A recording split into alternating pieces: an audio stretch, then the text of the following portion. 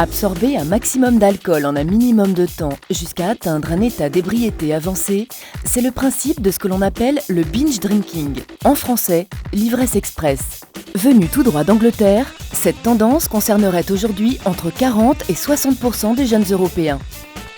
Coma éthylique, comportement violent, accident de la circulation, les risques immédiats de ces orgies de boissons sont bien connus. Mais à long terme, elles abîment également sérieusement le cerveau des adolescents.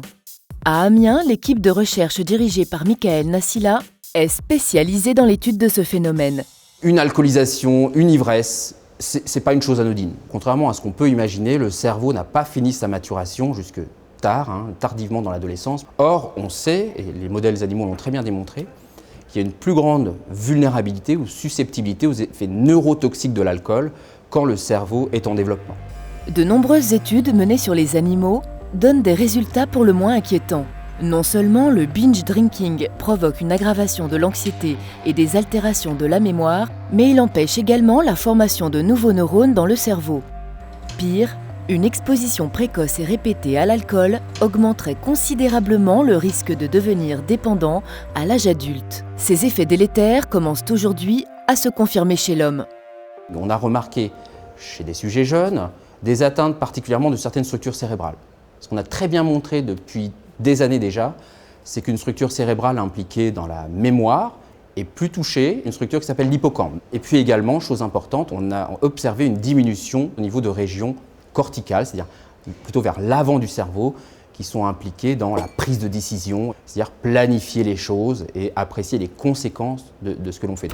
Malheureusement, ce ralentissement des activités cérébrales se prolonge bien après la gueule de bois, en particulier chez les jeunes filles pour lesquelles l'impact du binge drinking semble démultiplié. S'enivrer ainsi comporterait donc de sérieux risques.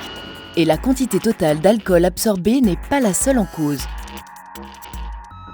Une alcoolisation rapide, massive, a sûrement plus d'effets toxiques sur le cerveau qu'une consommation régulière. Dans nos études, on montre des effets plus importants, plus significatifs chez les binge drinkers comparativement à des buveurs sociaux qui vont peut-être voir la même quantité mais plus étalée dans le temps. Il faut faire passer ce message-là et l'idée c'est d'essayer de retarder au maximum l'âge des premières consommations et l'âge des ivresses.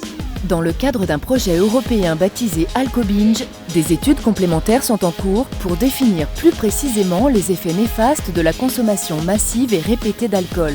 Les chercheurs vont ainsi observer à la loupe le cerveau de centaines d'étudiants grâce à des tests neuropsychologiques et des examens d'imagerie fonctionnelle.